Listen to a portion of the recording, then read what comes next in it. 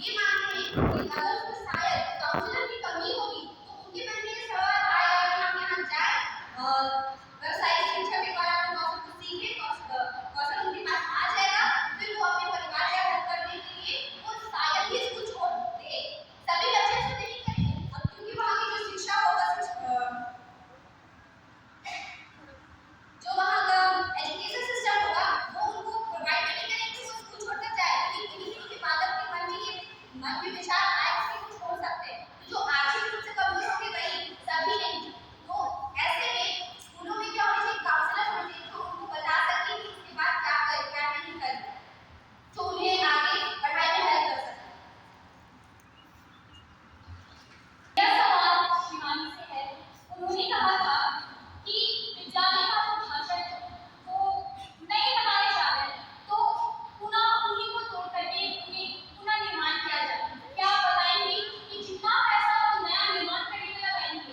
तोड़ करके उतना ही पैसा उनको नए निर्माण में करना पड़ेगा। जितना वो तोड़ करके बनाएंगे उतना पैसा वो फिर से बनाने में लगाएंगे, तो इसमें क्या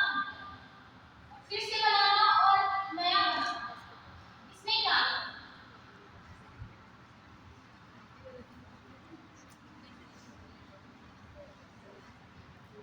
मैंने कहा था कि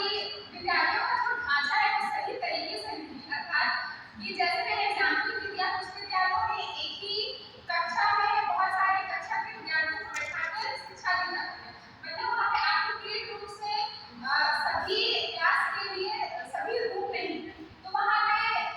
अगर रूम में पढ़ाया जाएगा और सरकार इस पर ध्यान देगी कि जो पहले की जो जरूरत है उनको पूरा किया जाए, और जो ये जो बहुत सारी चीजों में सरकार पैसा लगा रही है उनकी बेसिक चीजों पे ध्यान दिया जाएगा, तो शायद शिक्षा को और बेहतर बनाया जा सकता है। मेरा सवाल पूरा सोनी से है। आपने कहा था त्रिभाषा सूत्र के बारे में, है ना? त्रिभाषा सूत्र भाषा के बारे में आपने कहा था कि भाषा मतलब हमारे